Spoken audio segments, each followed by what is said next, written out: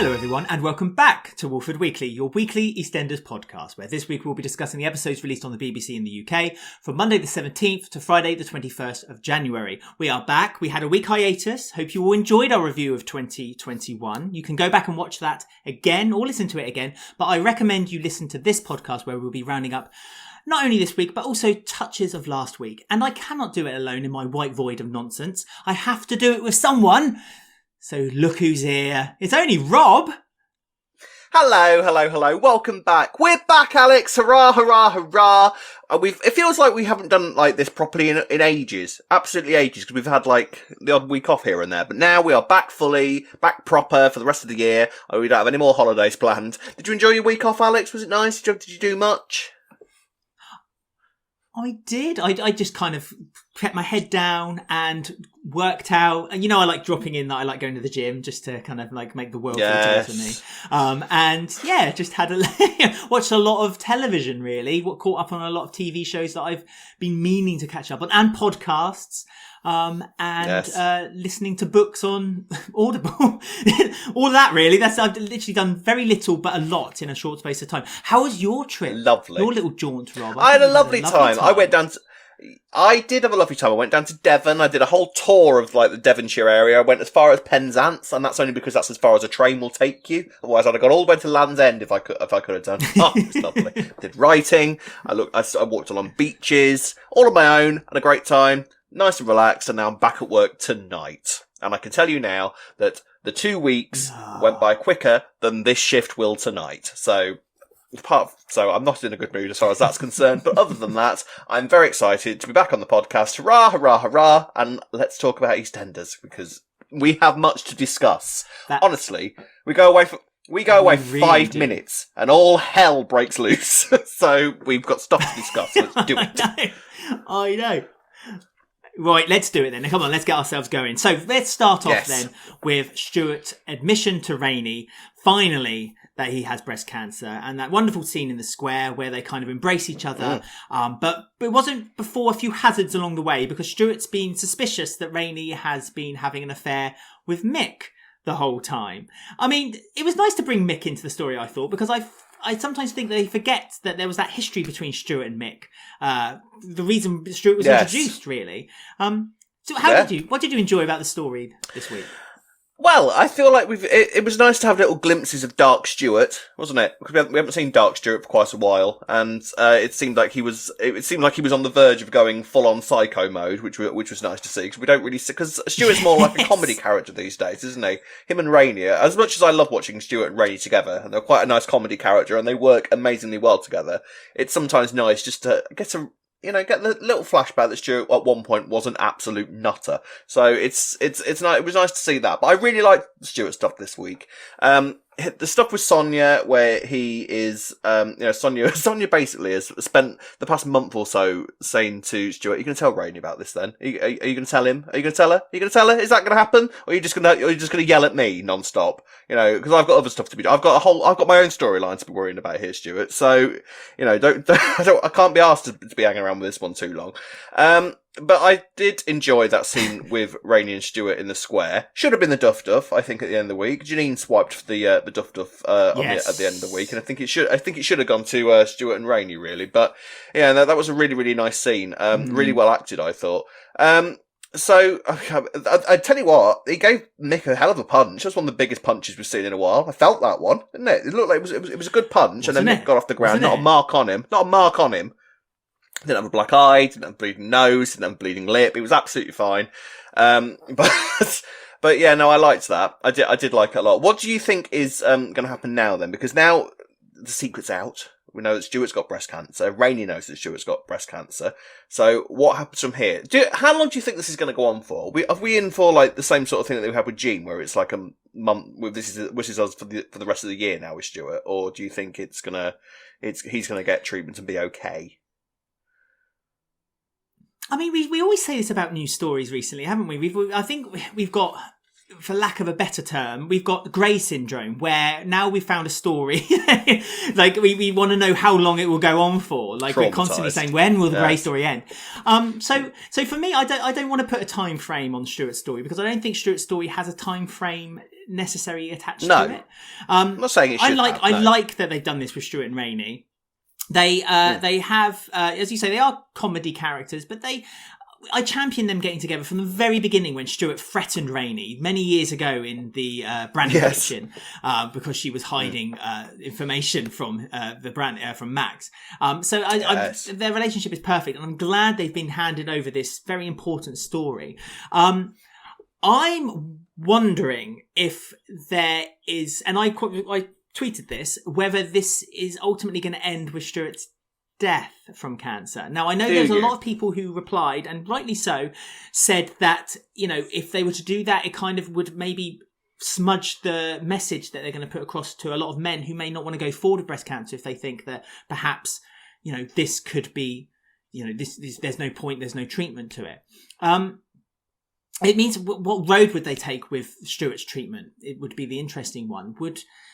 Would they take it that he is very willing to take the treatment, but still doesn't come out for the best from it? Or he then still is very reticent about taking the treatment because he's still not been, he says he's booked all these appointments and this and the other, but it still seems to me that there's a lot of hesitancy from Stuart to actually want to go forward with it. Maybe he's broken through now because he's told Rainie, but would Rainie still have that kind of influence on him? Because we've seen these past few weeks that Rainie doesn't have that much of an influence on him because she was trying to do all these nice things for him, but he wouldn't open up to her.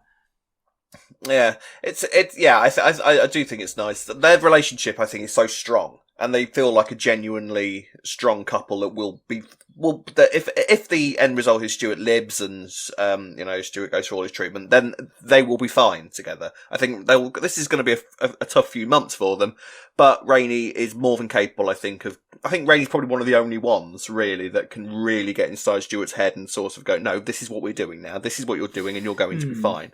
I think it's interesting to give. I think Stuart is a really good character to give this storyline to, actually, because it's the idea of male breast cancer. I remember when it first started, we had listeners saying to us, I didn't even know that men could get breast cancer, which is a perfectly fair thing to say because it's barely spoken about. So I think it's a great message to send out. It's a good story to tell. And I agree with you, actually. I think I think it's going to be more of a story of going through the treatments. I think the point of the story really was for men to be aware that this is a possibility rather than showing a character, for this being a storyline where a character is killed off at the end. I think we say this now.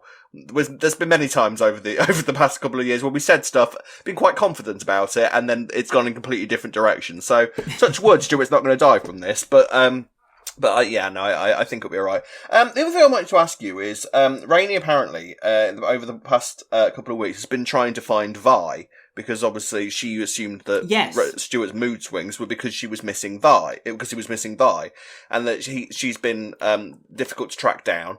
Do you think that Vi's coming back? Are we getting Vi back, or was that literally one of the most pointless characters that's ever walked the streets of Walford? Curious that you should say that, because I thought the exact same way. I wondered what was going on with Vi, whether it was just a passing comment of, Vi does still exist, but in a completely different place now, and so don't expect her to return. I mean, something I was going to ask you was, do you think Vi's involvement would be pivotal to the way Stuart reacts to breast cancer as well? To what effect? I would think that she might be coming back. Well, I mean, I see. The thing is, I'm fully aware that I'm one of the bigger supporters of Vi compared to everybody else, because I quite like her, and I obviously champion Gwen Taylor as an actress as well. So I'd quite like her back, because I thought that we were getting some really nice stuff with Vi before she left. When she was finding out about Christopher, and she was actually allowed to be a human being on screen as opposed to just a catty little old woman at the back of the people's scenes. So I'd quite like her back, and I thought it was a fairly interesting story that she was being given, where she was looking for this son, and talking about the fact that he had Down syndrome and that she didn't know how to look after him, and she wants to find him now. So I think it would be a bit of a waste of, a bit of a waste of all of this happened off screen. We don't need to be aware of the fact that they're quite happy to do a lot of stuff off screen. So it's who knows? But I'd quite like Vi back, and I think she could play quite a pivotal role in this, because I think, apart from Rainie, I think Vi is probably one of the only other ones that could really sort of, kind of slap Stuart around the head and tell him to pull himself together and tell him to get to the doctors. And if Rainie's struggling, then, because that was the other thing. Rainie and Vi had a great relationship on screen. I really liked Rainie and Vi scenes. They did. They grew together. That we got. They really worked together. So I'd quite like to see Vi back, but I don't know. We'll see.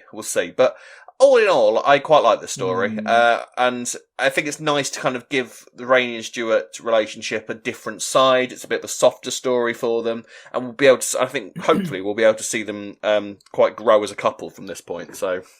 Fair play. Yeah, I like it. Yeah. But more to come. Very, very sure. Without Vi, I'm not so sure. Coming up then is Jay and Janine. And Jay has to do some community service. Thanks to Janine, obviously, because Janine had kind of got him into trouble with the stealing of the cars and a necklace and all that sorts. And as revenge, Jay has decided to tell the social worker that Janine doesn't have quite the clean past as she's kind of painting the picture that she has. Janine kind of combated it back by saying that Jay's not got such a good past either because he got convicted for sleeping with an underage girl.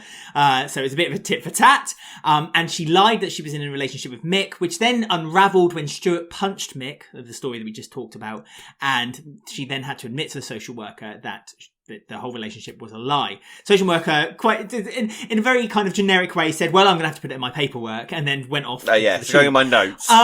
Yes. Do you feel sorry for Janine? Do you feel sorry for Janine, really? Because Janine hasn't really done a lot to kind of like get Scarlet back, other than kind of now and then say that she desperately wants her back. Do you think this is like she stopped doing the gestures and kind of maybe fight harder for her? The thing is, Scarlet did reveal to her this week that she'd overheard the conversation that she was having with Mick, where Janine had basically been gloating about the fact that she was getting one over on the Slaters. Yeah, all these weeks ago. And Scarlet's kept that to herself up until now. And so finally now Janine realises why Scarlet's been a bit off with her. I'm glad we got the mention of the pony as well, because I thought that pony was never going to be mentioned again. And I don't think it will ever be mentioned again. But the pony still exists somewhere in a stable. Yeah, probably.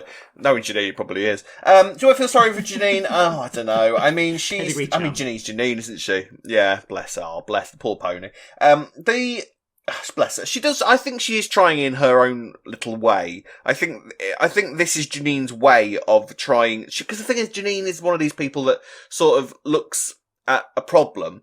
And then, so there's a few people in my way here, right? So I'll just wind you lot up until I get to where I need to be. And that's always kind of been Janine's way. So I think she's trying in what she believes, because she's also one of these people that doesn't see the wrong in what she does at all. She sees it as a necessity rather than anything wrong with her own behaviour. And I think she is genuinely mystified as to how Scarlet would prefer to spend time in a loving family when she sees it as very unfair that she's not being given the opportunity to display that she could be capable of that if you give me the chance. And everything that's been going on with Mick is, so the whole thing with her and Mick. I did feel sorry for her when Mick came upstairs and the social worker's there and they've agreed to this subterfuge. And Mick didn't think to tell Janine, actually, no, I don't want to do this. Until the social worker was in the kitchen eating these brownies. And I thought fair enough to Janine that she was like, well, what the hell am I supposed to do now then? Because I've literally just kissed you in front of her and I've told the social worker that we're a couple and that we're a new couple. So what do you expect me to do now then? So I did sort of feel sorry for her then. But on sort of the weekends with sort of Janine on her knees in the underground crying because she realises how much she's messed up and how little chance she has of getting Scarlet back at this point. So what do you think her next move is? Because is she going to continue working on Mick? Because obviously in the week that we were off, like I say, we go away for 5 minutes. In the week that we were off, Dyer has announced that he's quitting, so he's going to be gone by the end of the year. Yes. So is this Janine's story? We will talk about the future of the Queen Vic as well, but in the immediate future of this story, is Janine going to be instrumental in Mick eventually leaving, do you think? See, that's interesting to me because they kind of lingered on her kiss to Mick a little longer than I think they would have normally if there wasn't something else going to be spun with that later on. So I think there's a big part of me that thought that the whole reason Janine wanted to do this plan with Mick of them pretending to be in a relationship and pretending that she lived at the Vic was also her way in of getting with Mick. So I think, yes, and especially since they've announced Danny Dyer leaving, I feel like this is the time. This is maybe the time where Mick actually does have an affair. I mean, Danny Dyer was quite vocal a few years ago saying that if they were ever to do anything with him and Linda, the character of Mick and Linda, where they kind of split them up, then that would be his cutoff point. That would be the moment where he decides that he doesn't want to be in the show anymore. They did that with Linda. And for me, it felt like it did ruin Mick and Linda. I mean, everything they tried to try to patch up with it, if they did indeed try to do it, maybe their intention was never to patch it up. But with those 6 months after Max left, and everything they did to try to kind of patch up that couple, to make it more believable that they could be a couple together, it didn't work for me. And now that Linda's gone and she's supposedly fallen off the wagon, Mick has now got this temptation from Janine, this quite powerful woman who's able to kind of manipulate him, and he's the only one who seems to not be able to see that. He seems to still think that he's kind of in control with their relationship when clearly he's not. And I think Janine can quite easily just turn the screws a little bit more and be able to kind of manipulate him further. So yeah, I think this is it. I think this is this, and ultimately maybe the end of the story. I mean, yeah, let's talk about Danny Dyer's announcement then. So he's decided to move on. 9 years. Did you feel when you heard it? I was quite shocked. It felt like a big one, didn't it? It felt like sort of similar to a lot of people were comparing it to when Barbara Windsor first left, which I think maybe is more to do with, his position in the show. Obviously, landlord of the Vic. It's a big position for the show to lose. I think there would have been there was a time when a big character exit would have actually been quite an exciting moment for the show. Because it's like, oh, Mick's going to leave. How are they going to get rid of, what's kind of story we're going to get from Mick leaving? Whereas now it sort of feels like it feels like it's a stable cog of the show that kind of could have really done with staying where it was for the moment until we sort of righten the ship a little bit. I feel like it's not a great moment for the show to be losing Mick at this point. I'm looking forward to seeing how it goes. See, the thing is that what happens down there? So Mick leaves. Do the Carters stay in charge of the Vic, or do we get a whole new family in? Do you think they could get away with bringing in, like, Carters Mark II now? Because I remember when the Carters first came in, they were instantly popular because they had a load of stories that were given to them that really connected with the audience. There were characters that really connected to the audience. Obviously, Danny Dyer came in and gave us Mick for the first few weeks, and he was, instantly really popular. We had Johnny coming out. All these sort of moments. The Carters literally have hit the ground running and not stopped running since they arrived on the show 9 years ago, really. In the grand scheme of things, haven't they? It's been story after story after story after story. So, do you feel like, is it time now? Is it time for Mick to have a rest? Do you think they're going to kill him off? Do you think he's going to be, I think they'd be idiotic to kill Mick off, in all honesty, but that doesn't mean anything. I'd be careful, Rob. I'd be careful for saying that they kill Mick off, because I think they've made that mistake once already, and I don't think they would. Exactly. They wouldn't do it again. I mean, I stick with it. I think they would be idiotic to kill Mick off. This was the time. Yeah, I think this is the time for them to move on. I feel like I've said it before. I felt like that it was a real slowdown with Mick Carter, and they were it always felt like they were running out of things to do with him. So I think respect to Danny Dyer, that if he wants to try something a bit new, he's jumping to Sky of all places. He's going to Sky. It's new. And he's doing. I think he's got a contract. Yeah, he's doing. I think he's got a deal for one drama, if my memory serves me right. But please do correct me if I'm wrong by commenting below or getting in touch with us on Twitter. A change is as good as a rest, as the old adage says. And perhaps the change over the show itself as well with the new EP, it could be a whole new kind of makeover for the show. The thing is, with you, is that, what are they going to do with the other Carters? What are they going to do with Nancy? What are they going to do with... Will Linda come back now? Well, I think Linda will come back. I think it would be wrong to lose Linda as well, because Kelly Bright's amazing and is very popular. But then the thing that they're sort of left with, it's one of those moments where we know how close Mick and Linda are, and, despite any storyline that they try and throw at them, they are soulmates, aren't they? Like, that's never really, even despite Linda's alcoholism and Whitney and Max and, all that sort of thing. But I think that they will always be soulmates, and that's always going to be their relationship's sort of character. So what do you do to permanently break Linda and Mick up? And does Linda go with him, or does Linda come back to the square and they have to? I mean, at the minute, to be fair, the Carters are on Linda and Mick are on dodgy ground in terms of their relationship. So does this just continue now until they officially break up? Janine sort of sticks the knife in for one final sort of stab, and then Mick and Linda are no more. Because obviously Linda will come back. Kelly Bright is only on maternity leave at the moment. I don't know how far into her maternity leave she was when she filmed the scenes over the Christmas period, but presumably she is coming back, and Janine and Linda will have a set two. I don't know. So Mick leaves. Let's put the scenario of Mick leaves. Linda stays. Nancy stays. Do they bring in? Yeah. Do we bring in Johnny again? Does Lee come back? Do they try? And Shirley's still around. What you've also got, of course, is Shirley and Rocky, who are looking like a potential thing. Now, I have to say, I don't think you agree with me here, but I thought Rocky fitted behind the bar of the Vic like a glove, if I'm honest. I really liked him behind there. So is Rocky going to be a more permanent fixture behind the Vic? To be fair, I thought he was really good behind there. I thought, like, oh, yeah, you work behind there. You fit. I like that. Yeah. I don't know. I suppose he is a bit like a cheeky chavvy kind of character, isn't he? He's kind of like a Mick Frank type. Use that term. Yeah. Almost. Yeah. I mean, I don't know if they've always got intentions though to keep Janine behind the Vic though. But I suppose the kind of I don't think she'll stay there. Vic would be maybe more interesting, perhaps one way. No, you're saying about Mick and Linda being soulmates. Something that I'm thinking is I'm surprised that perhaps Kelly Bright didn't decide to leave too. For me, because it reminds she still me that might. They kind of built up Mick and Linda, especially when they did that divorce papers storyline, where they basically tried to replicate Angie and the fact that Linda's an alcoholic and Angie was an alcoholic. Angie couldn't be a character without. Yeah, Linda couldn't be a character without. Angie couldn't be a character without Den. Den couldn't be a character without without Angie. So they both chose to leave together. So I'm you're right. It could still happen, but I feel like Kelly Bright would be better to kind of say, it's not my career to have, is it? So Kelly Bright's probably thinking, oh, you know what, I quite Alex just sack Linda. I quite like the money. Alex just sack Kelly Bright. Yeah, I'll be her agent, it'll be fine.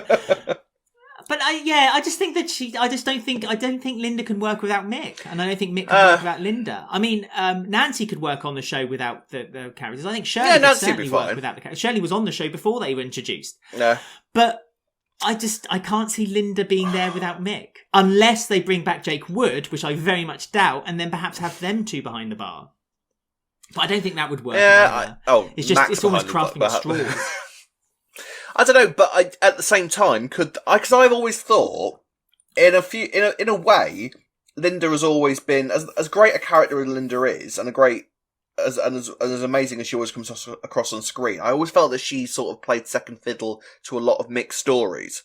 Apart from, she had the rape storyline, and she had the alcoholism storyline, but for the most part, it feels like Linda hasn't had that many of her own stories. It's all been about stories regarding the Carter family, or Mick, or her relationship with Mick, as opposed to her own stories. So, I wonder whether this could be the start of a whole new era for Linda as a character. And she can have her own stories. If we start bringing in, if Mick goes at some point, Linda's if she stays, she's going to need a new relationship. So would they bring in someone new or someone who already existing on the square? I can't think of a single person currently on the square who would possibly fit as the kind of stand beside Linda as the new sort of partner for her. I don't know, but I think it would be remiss to lose Linda, because I think she's a strong, popular character, and I think that she's at the end of the day, she isn't Angie. As much as they've sort of tried to mirror sort of the Carters and the Watts to I think it would be a shame. I think it would be a shame to lose her. And I think if you brought back some more Carters, maybe Johnny the Third come in. Sorry, but I don't want to bring back the original Johnny. Just don't bring back Mark II. Well, yeah, that could work. No. Yeah, no, Mark 1 could work. Yeah, or maybe Mark 3. Because they love a recast. It seems to be the era of recasts. Bring Lee back, because Lee. It's always nice to see Lee. I'd quite like the Carter family not to disintegrate just because Mick's left. I think it gives them a headache. Let's not pretend. It gives them a massive headache of what to do. Oh yeah, logistics. Yeah. But then, on the other side of things, if the Carters slowly disintegrate over the next couple of years, and we're just kind of left with Shirley sitting in the corner having a vodka, wondering what went wrong with her family life, who is the next? I mean, do they just break clean completely and bring in a new landlord or landlady for the Vic? Who could that be? You know, is there anybody in mind for you who could possibly be the next owners of the Vic? I mean, I don't mind the idea of you saying about Tom. Now I've kind of let it let it kind of like compose itself in my head a little bit. I kind of don't mind the idea of Tom. Yeah, ruminate into my head. I don't mind Tom as an idea because I suppose together with Kathy, it might be. Kathy, that'd be nice. Well, she owns every other business, so why not? Yeah, that's what I mean. She's yeah, I don't know. It's got more businesses than the Panasars and the Mitchells put together, Kathy. Yeah, I know. Well, we're led to believe that Panasars have more, and then she doesn't have many chicken shops, does she? Like the Mitchells. So no, that's true. It's all underground, isn't it? A story that wasn't really touched this week, but I thought we'd better mention it because it was quite heavily used last week. Is the Aaron getting arrested story? Because his own father, Harvey, had shocked him. And said, and basically put him into the police. Aaron's final words to his dad was like, there's much more worse people in prison who are going to basically tell me how to think. So, you've made a mistake here. And I'm going to come out probably worse than when I went in. And I asked you for help, but you obviously weren't strong enough to offer it to me. All you did was give me money and ask me to leave. Harvey's also asked Bobby not to mention anything to the people on the square, which Bobby has agreed to. Bobby, out of the love of Dana, even though they're not together anymore, has said, I will keep it to myself, and if anyone should mention it and find out about Aaron's secret past, then it's not come from me. Which I thought was yet another lovely moment for Bobby, just showing how great a character he is and that he's woefully underused and needs to be back together with Dana. Well, why aren't they still together? I don't understand why they broke up. Why aren't they still together? I don't get it. I didn't really understand Bobby's thinking behind breaking up with Dana in the grand scheme of things, because it's kind of like Dana broke up with him, didn't she? Yeah, but then they kind of settled together. But then Bobby broke up with Dana. Because he was basically saying that she didn't, he didn't want, I didn't really understand it. He didn't want her to feel like she had to sort of be there for him because of the Muslim, thing that, and he didn't want her to be having to go and do things that she didn't want to, and for him to be an instrumental part in sort of breaking up his family, I think was where it was going. But it sort of felt like they were just sort of breaking up Bobby and Dana for the sake of it, because they're all still on the show and they're both still there. Dana hasn't left. I have to say, because I was so convinced that Dana was going to die in this mosque explosion that never happened, I have no idea where Dana is as a character now, or what they're going to do with Dana now. Because I had the whole story so planned out in my head as to where it was going to go. I've got no idea what happens with the Monroes now. No clue whatsoever. Has Aaron left for good now, or is he coming back? How long is he? I mean, surely he's going to be in prison now for all ages, so surely Aaron's left now, hasn't he? I guess there's a trial, isn't there? Whether we see the trial, again, it's off square. I don't... We need a court building an Albert Square, because the only way we're ever going to see anything... Yeah, throw a court in. It's the only way we're ever going to see anything that happens off Albert Square for the next... now. We're going to talk about technical stuff. The reason why they don't film a lot off set is because obviously a lot of it can be spoilt nowadays, so people can take photographs and spread it. And so that's why Coronation Street have built a lot of on-set things now, like courtrooms, prisons, like every single hotels now. They have an actual hotel set that they've built on there, just because if they do anything off set, spoilers come out and everyone, delves right into them. Talking about sets, we've been talking for the last couple of weeks about the fact that was there meant to be an explosion on Albert Square? Did they decide to cancel it last minute because they thought it perhaps wasn't the right time or the right thing to do? Have you noticed that for the last couple of weeks, not so much this week, there's been more, but for the last 2 weeks prior, the amount of external shots have been pretty minimal. Probably one, if that, an episode. All things that have been happening have been all internal sets. Now, is it due to the fact that they're moving to that this was the moment they were moving to the new set? Because they've released photographs last week to say they're now using the new set. Or did an explosion go, and then because they decided to rewrite it, they can't use the external set? I don't know. I don't think so. I think I haven't noticed that, in all honesty. I haven't noticed a huge amount of non-external stuff going on. Maybe I just maybe I'm not as perceptive as you. No, I barely noticed it. But I didn't notice Tom behind the bar, so that's true. Yeah, there you go. We're level with that. I don't know. I think maybe there was never meant to be an explosion. We've just created this conspiracy theory up out of nowhere. We don't know. You know, it's been said online that I think someone from the Metro said, "Oh no, there was never going to be an explosion," which I'm not. We're not convinced, but you know, if it's been said that there was never going to be one, then maybe there never was one. It would have explained a few things. I think it would have done them a favour, in all honesty, because they could have, like, oh yeah, that's the reason that building's now painted blue, because it collapsed in an explosion. Now we've had to repaint it.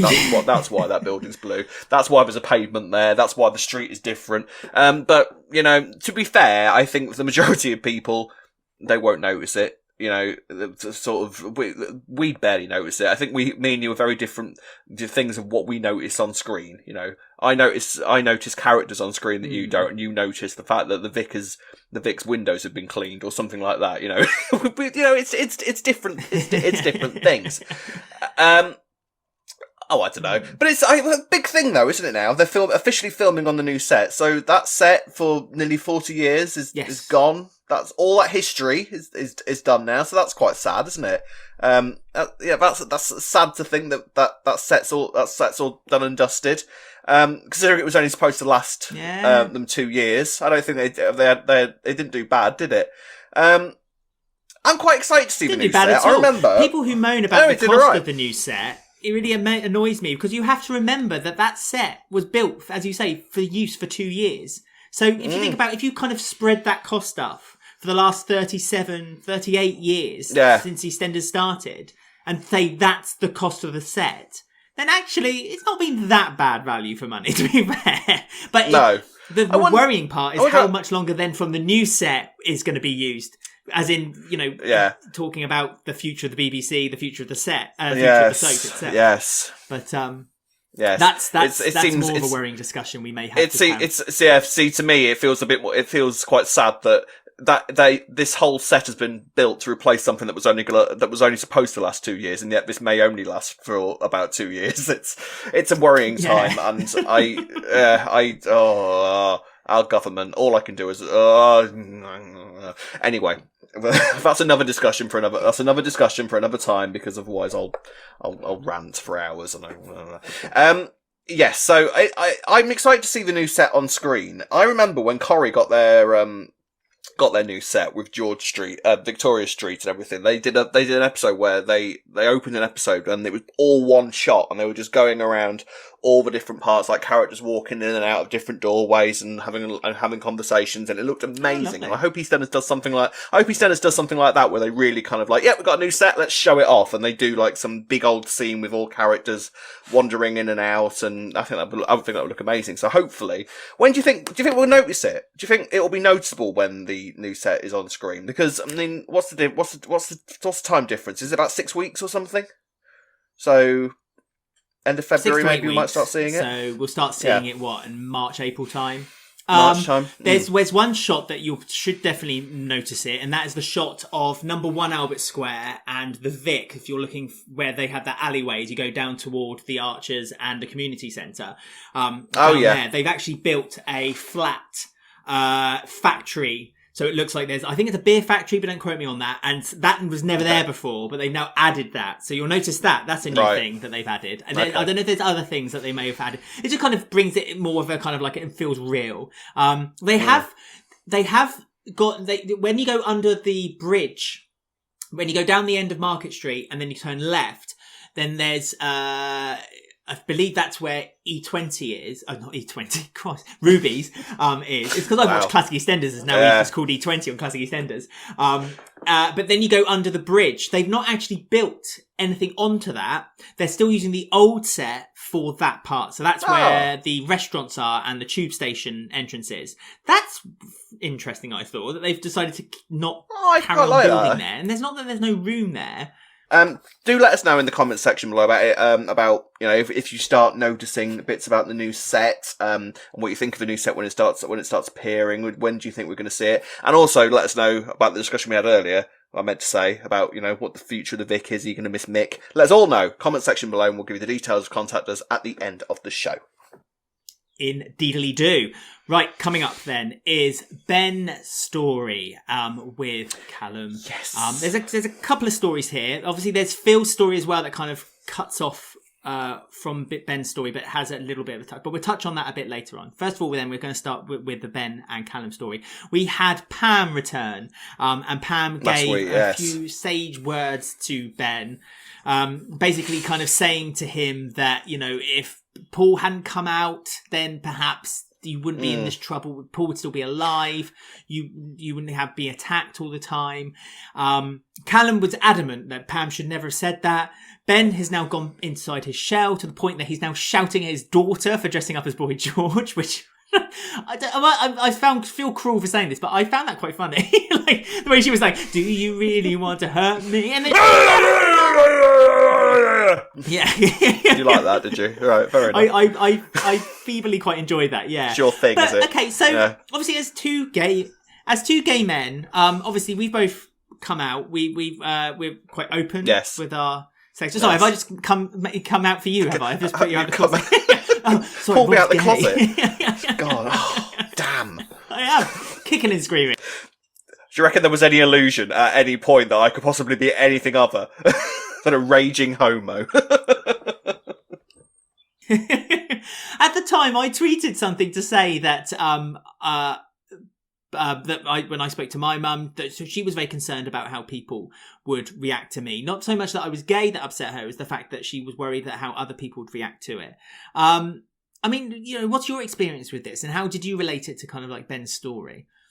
Oh, I had the same thing, and I think, in all honesty, the whole point of this story is to say that we gay people are still. Ben's worried about the fact that he can't even hold his husband's hand in the street, and in all honesty, I would still feel quite scared about holding a man's hand in the street. Simple as, it's. A lot has changed, and yet in some ways a lot hasn't changed.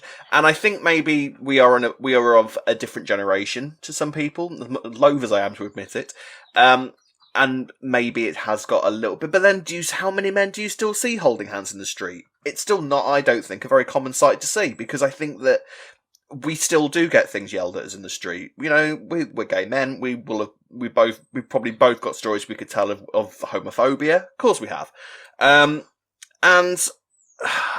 I kind of get the point of the story, and the thing with the Pam thing, I do want to discuss the Pam thing, because at face value, it feels like Pam went incredibly out of character from her normal warm persona, and basically said to Ben, well, clearly coming out was wrong, and if Paul hadn't come out, then he wouldn't have been attacked. But actually, I get it, and I get why people were so irate by what Pam was saying. However, I kind of think what she actually meant was that it was a guilt that she felt about encouraging Paul to be as open as he was, because Paul was quite a kind of open. He was instrumental in Ben officially coming out the closet, wasn't he? And he was like camp little hairdresser and was loving life. And would have been quite happy holding Ben's hand in the street. And I think more what Pam was saying is that she personally feels. It's the sort of thing that keeps her awake at night, that she was so instrumental in Paul being as open about his own sexuality as he was. And then I think Callum took that in a different way and tried to kick Pam out of the flat, which I didn't like. It was like, even though Pam was saying stuff that was controversial to him, he was like saying, I think it was the time you left, Pam. Hated Callum when he said that. Don't chuck Pam out. Don't chuck Pam out of anywhere. Yeah. What did you think? Did you? We had a choice. I saw. Yeah, too right. What did you think? I mean, did you see where Pam was coming from? Did you understand it? What do you think of where we are in terms of this storyline and being gay and stuff? Yeah, I mean, I did see it from Pam's side, to be honest with you. And as I say, my mum said that to me, and a lot of people replied to me and said, like, that's exactly the same reaction. In fact, one person said that I think that's just a very stock reaction to a lot of parents. So I do get Pam's way of thinking, and she's obviously very raw about Paul dying as well still, and it's still very, It still hurts her to think about it. And so she loves that Callum and Ben are together. And she even said that. She said she wanted Ben to move on. She wanted to get him to get together with Callum. And she wouldn't wish him to do anything differently. But sometimes, and I think she even used that term, sometimes I think to myself, if Paul hadn't come out, would he still be alive now? Would he have been attacked and ultimately killed? The thing that I feel like points out to me is that when people say, why do gay people still have pride? They don't need it anymore. They have the acceptance. Why can't they just move on? And it's like, well, no, clearly that's not true. Because as two gay men talking right now, we're saying to each other, we can't hold the hands of our partner. We can't kiss in public with our partner without some kind of weird comment. You know, people still people. Some people use the term, oh, that's gay, as a derogatory term, is to say it's a little bit weird or different or strange or shouldn't happen. Not necessarily because someone's gay, just because it's, you know, oh, why did you pick that t-shirt? That's gay. You know, it's like, fine, but you really shouldn't be using that term. And that's not me kind of being lefty, flipping Mr., you know. Woke! It's not fine because... I'm too woke, clearly. You know, I can absorb that kind of rubbish. I'm 38. You know, I can get on with that kind of stuff. But there's a lot of young people who haven't come out to their parents, haven't experienced, you know, coming out, the joy, the beauty, the wonderfulness that is to have a gay relationship, to experience the world as a happy gay man. And, you know, you need to let these things grow. I mean, social media kind of skews it a little bit for me as well, because a lot of people on social media post pictures of them with their partner and says, you know, I'm happy and I'm open to do it. But would you do that in the outside world? Would you do that in a public area? I mean, Ben and I have in the past, like, we've kissed each other in public, we've held hands. Knock wood, we've never had anything too bad. We've had a few attacks. I think that me and you are from a generation where it was at one point kind of quite acceptable to take the mickey out of the gay community. I think there's a new generation on the block at the minute, I think, that are trying to be louder and prouder than we felt we were able to at their age. And I hate to use phrases like their age and there's another generation below us, but it's something I have to accept. And it is a different time, and yet, is it really that different a time? You know, has anything really changed? There is a lot more. It's an interesting thing. I watched an interview with Russell T Davies, one of my idols. I love that man. If you don't know him, he's a very famous writer. Wrote It's a Sin, Doctor Who, all that. But go and watch something that Russell T Davies has written. Honestly, it's amazing. You'll come back fulfilled. And he pointed out in an interview once that if you took away the soaps and looked purely at drama in prime time, sort of 9 p.m. dramas, 8 p.m., how much gay representation would there actually be on screen? And the answer would be very, very, very little. So the soaps actually are talking about, are really sort of bringing the LGBT community to the forefront. Which is maybe why the soaps especially EastEnders, gets accused of woke agenda and all that kind of thing. It's like, it's not a woke agenda to look at a community of people, a whole community of people that, trust me, we ain't going anywhere. We're only ever going to grow from this point onwards, so deal with it. That, you know, that are there, and all we're doing really is talking about our lives, and we still have a long way to go. There's no point in saying it otherwise. We do still have a long way to go. We have more representation, but there is so much work still left to do. So much work left to do. And, you know, the fact is, there are many, many, many people that currently feel like Ben. And there are many people that are single and haven't come out the closet yet that feel like Ben, who are afraid of being who they are, whether that be because of their family, whether that be because of their upbringing, whether that be because of the type of school they go to. The stories left, right and centre of different people coming out. Some people had it easier, some people didn't. And I do sympathise with Ben, which isn't something that I say that often, but I sympathise massively with Ben and his position. I thought Callum's sitting there. Callum annoyed me. I'm sorry. And I get what Callum's role in this story is. Yeah. But Callum's sitting there and saying to him, "Oh, love is love, Ben." It's like, shut up, Callum. Like, you cannot possibly be that naive that you were on the floor getting the kicked out of you and still sat there going, oh, love is love. It's fine. It's fine. It's fine. It's like, no, clearly it's not, Callum. And you need to, and the fact that Ben has now been through a situation where he has seen not one, but two of his boyfriends being physically attacked, one of them killed because of their sexuality. You need to have a bit of understanding as to where your husband is at this point, Callum, in all honesty. You know, so. I agree with you. I find it strange that Callum has this kind of point of view, because don't forget, Ben helped, loose term, Callum come out. Callum didn't want to come out. Callum was afraid of coming out. So I mean, there was that scene. What was it? 2 weeks ago, 2 or 3 weeks ago, where you saw that Ben and Callum had the conversation where Ben kind of said, "Well, I've been out for a longer time than you have, and a lot of gay people who come out," and he's right again with this. A lot of people who come out is they've almost become teenagers again. So when they come out, they have their kind of teenage phase, you know, their kind of like promiscuous phase when they first come out, and they have a lot of fun. Callum hasn't had that yet. So I'm wondering the reason why Callum had that point of view was because he is in that phase still. You know, he's in his gay teenage phase. And so he's that's why he's looking at it from that point of view. He is a baby gay, you see. There you go. God, I forgot about that term. So I kind of got it from that point of view from Callum. But at the same time, I think Callum, he should have stepped back and remembered the way he felt when he had that hat given to him by that soldier he was in the army with, and they had that kind of that relationship between each other, and how difficult it was for him to keep the secret. And you know, I sympathise with, like you, I sympathise with Ben. It's difficult to sympathise with Ben knowing some of the atrocities he's done up until this point, outside of him being gay. But I mean, you need to remember that, you know, his homosexuality isn't necessarily the reason for why he's done those things. His homosexuality is his life, essentially.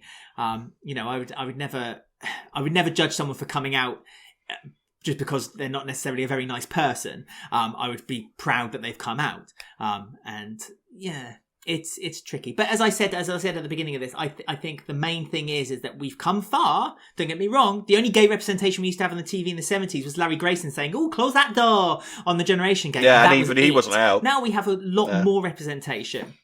And even he wasn't out, but we have so much further to go. And I just think that this is a good way of showing that. I'm hoping they'll have a Pride Week on EastEnders again this week. Not this week, this year. Because I love a Pride Week on EastEnders. Last year they didn't do a proper one. But when they did a proper one, I was like, yeah, I love Pride Week. Yeah, I love a Pride Week. One more thing about you saying Russell T Davies. You've just triggered something in my brain. The reason I came out to my friends was because I watched Queer as Folk. And that programme... So many people have that story. I thank you. I thank you so much, because Queer as Folk was the programme that made me suddenly realise that, you know what, life could be so much better if I was just open and honest. And I thank him very, very much for him to do that. So not that he is listening or watching, but if anyone wants to pass this on to him as a clip, then please do, because hello, how are you? We love you. You enjoy Doctor Who? Yeah. We love you. Give us a job. Give us a job, mate. Give us a job, Russell, please. There you go. Yeah, Rob wants a job.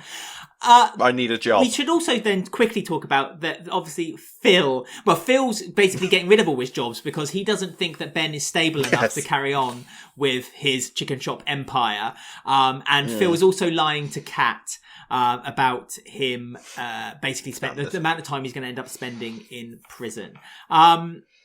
And they said they loved each other this week as well. Kat and Phil love each other. Although Phil did say it with a little bit of like, I love you. Love you.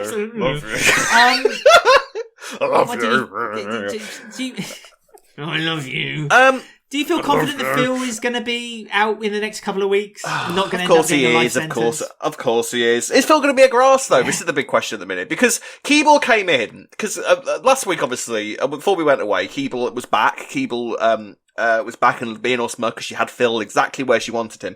And then this week, she has been given the authority by her superiors. Now, considering where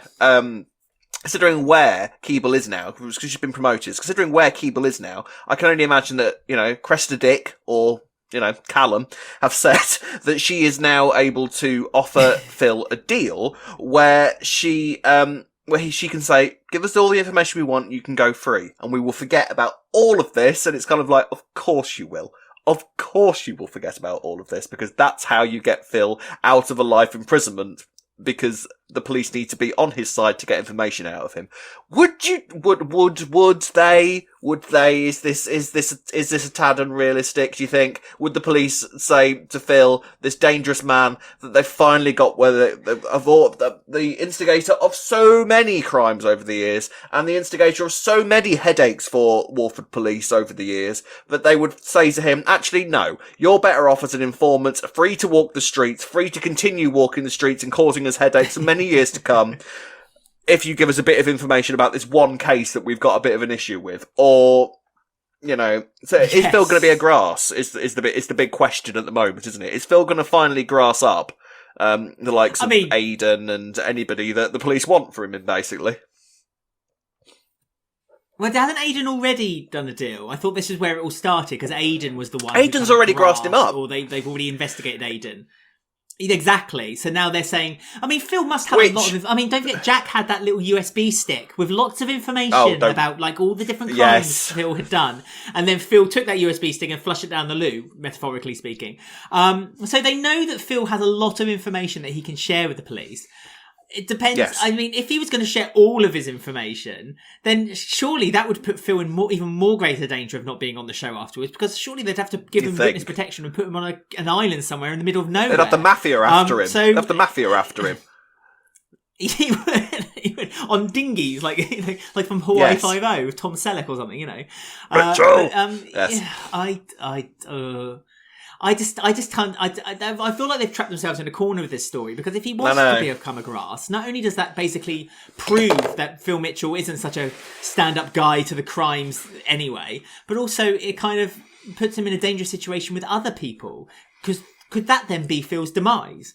But if he's not a grass, then he's been threatened with life imprisonment, which means that Steve McFadden would lead the soap in that direction, unless they do a spin-off in prison. Bad boys. Which, they did that recently with Mick, didn't they? Again, a kind of comparison with Dirty Den, because they did the spin-off with Dirty Den in the 80s, and they did it with Mick in prison as well, with the guy who licked baked bean tins and made shivs out of them. Obviously I don't want Phil to leave, and you'd be quite happy if Phil left. We differ on that. I'm just happy. To the minute, the thing is, we knew that this is where the story was going to go. We knew that in order for Phil to inadvertently stay on the show, because he was never going to go anywhere, I'm just enjoying the fact that Keeble's back for a bit, and we're getting some nice scenes, and it gives Ritchie a chance to be on screen again. I'm just enjoying it all for that. All right, I know for a fact that it's going to be a bit insane. It's probably going to stretch the thingy of disbelief for a little while to keep Phil on the show, but I don't care. All right, Keeble's there, Ritchie's there. Fine, just do what you want. All right, just fine, just get on with it. But they're also not. But they're also not doing anything with Keeble either. Do you feel like that with Keeble, they kind of just got her walking in through the door? That's all she does. She just walks through doors. Yeah, she had a very busy day that day. They filmed all those scenes, didn't she? Just have a costume change and just walk in, say something smug, and walk out again. Because it felt like there was more to it felt like there was more to Keeble's return, didn't there? Because we had that scene where she was on the square watching Phil from across the square. So I wonder, actually, if the plan is for her to double-cross him and get the information that they want out of him, and then still try to charge him at the end of it. Maybe. I think there's more. I think there is a little bit more to come from this story. I wouldn't be surprised if Keeble is quite capable. Keeble would quite happily double-cross Phil, and would love the idea of getting all the information out and then still putting Phil Mitchell in prison for life. I think that's where it's going, but I don't know. We'll see. There's also the relationship with Kat and Phil, which is nice that they kind of said they love each other. But Kat's all right, isn't she? Phil's worried about what Kat's going to think when him being in prison, but she's got a free house, she's got bed and she's fine. She's kind of lucked herself up, hasn't she? She's kind of, You hear when Kat turned around to Phil and said, "Oh, it's only 2 years." what can change around here in 2 years? Are you having a laugh, Kat? Is she actually having a giraffe? What can change in 2 years in that house? For a start, 2 years ago, you were trying to cover up Phil Mitchell's attempted murder because of Stacey, and you certainly weren't on the verge of sleeping together. So I'd argue, Kat, quite a lot can change in 2 years. So don't give me that rubbish, because a lot can change in 2 years on EastEnders. So, yes. Fair point. Right, another story that kind of happened a lot last week has carried on this week, is Chelsea and Gray. Gray is showing a much more controlling side. He's really ramped it up. He's really ramped it up now. Presumably to kind of end this, I hope. Whitney and Kheerat are both kind of saying, like, she needs to stay in there. Well, Whitney's not, but Kheerat's saying she needs to stay in there. She needs to get the evidence. Right. Actually, no. Scrap that. Why is she staying there, really? Because do you not think... I don't know. I don't get what the plan is. Chelsea not just leave? Go to well, I don't know what the plan is. All I can I don't know what the plan is. That Kheerat wants her to stay there because she can get evidence against Gray. What evidence? And then, once they've got the evidence, then she can leave. Well, this is my point. They've got enough. Surely, are they waiting for him to hit her? Surely the evidence of the way that she's being abused is enough evidence. Yeah, but he has pretty much. He's mentally abusing her already. So I just, and they know they've got the blog posts from Chantel as well. I just can't see what more evidence they would need. I can't get my head around it. No, I don't understand. No, I don't understand what this plan is. They seem to have this great big grand plan as to what's going to happen, how they're going to catch Gray, and Chelsea just needs to stick it out for a little bit longer so that the plan can come to its fruition. And I don't get what the plan is. I don't understand. Like, are they waiting for Chantel to be hit? Like, Chantel can already tell that Gray is using some emotional manipulation and trying to get into his mind and using his tricks, basically saying, oh, well, your mum shouldn't really be around here. He'd probably get your sister to stop texting you all the time. You know, he's doing his thing, basically, that she is fully aware of.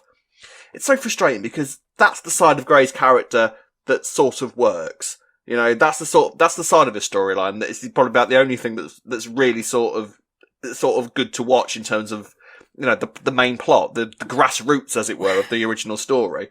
But the point of it, yeah. Yeah, exactly. So, you know, when they do that bit, Gray is bearable as a character. But I don't know. Surely this can't, I mean, we say this every single week. Anniversary week surely must be the end of this. There is nothing more that they could possibly do with this story. So, surely. Well, Rob, we put a poll out on our Twitter and we asked our Twitter followers to vote when they believe this story was going to end, because we were basically got to a point where we were like, when is this going to end?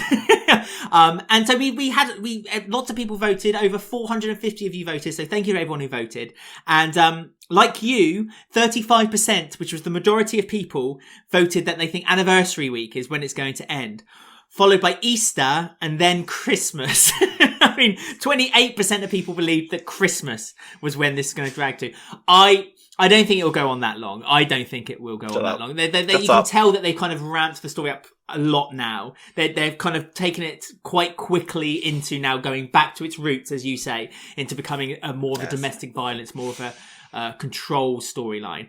But for me, they've damaged the story so badly. Well, with so many missteps and so many misdirections and mismanagement of the story that them trying desperately to bring it back to its root cause of what they were trying to do, it just doesn't work for me now. And as I say, there's so many plot holes that you know Chelsea could leave. Why is she not leaving? Chelsea's a confident, strong woman. They could just go to the police. They could just go to the police with the stuff that they've got on the forum. Oh, the other thing we should mention is the fact that Gray actually has CCTV installed in his own doorbell because CCTV apparently is the only way to store it. Oh. See, now, this is my question. Did he say that he's only had this installed because of Chelsea and because they're at the hospital all the time? Or has he had this installed ever since he was with Chantel? In which case, surely, this is the thing that's gonna bring him down.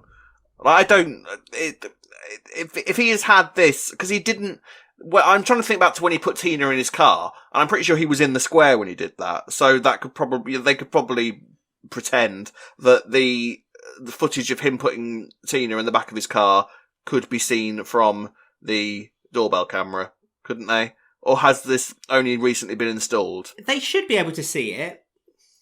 Well, because when Chelsea went the down the stairs, you saw quite a wide aspect of the whole square. So you even saw the Vic on the left hand side. So yes, but it's as you say, it depends. Was that doorbell there? Are they going to because there's been a few pictures circulating. Some people saying the doorbell is a Ring doorbell. Some people are saying it's not a Ring doorbell of when Tina had been murdered.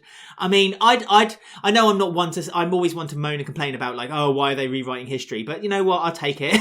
If it meant the end of the story, I would say that Ring doorbell's been there since Kim lived. They'd been there since Dr. Legg had lived there, and had the doctor's surgery. I would take it. Yeah. Absolutely fine. Ahead of his time. Yes, there you go. It is. If there's any storyline that deserves the catchphrase of "It is what it is," it's this one. It ticks along, so it continues. It goes on and on and on, and all we need to think about, putting it like this, Alex, the week is done, so we're a week closer to it ending. That's all we need to think. Each week that passes, we're a week closer to this storyline coming to its conclusion. So let's just hold hands, grit teeth, and go on with crack on. It reminds me of the line from Kimmy Schmidt when she says you can do anything for 10 seconds. So if you have to crunk a wheel for like 5 hours, if you just keep thinking about it in increments of 10 seconds, you can survive anything for 10 seconds. So just think of that for the Chelsea and Gray storyline. Every 10 seconds, you can survive anything for 10 more seconds. It's closer. But yeah, I mean, but it's such a shame. Why are they doing this to Chelsea's character? I just want them to give Chelsea a different. The shining thing for this story for me is the way that Chelsea is being portrayed. Yeah, can you believe it? Done. There's poor like Chelsea. Since she's been back, she had the Lucas storyline, and now she's in this. It's a testament, I think, to how good she is that we still love Chelsea. There you go. But yes, it is what it is. But it's such a shame. I'm pretty sure now. We've had I'm fairly sure, but I know, but I'm fairly sure that the doorbell camera is going to be eventually the thing that brings him down. You would think. Has it got sound attached? Are they going to be able to hear him shouting from behind the door? There you go. They have a route out. That's all I can say. I think what we've been given this week is the pathway to the end. That doorbell cam, I think, will be instrumental. So fine, bring it on. Whatever. So dramatic.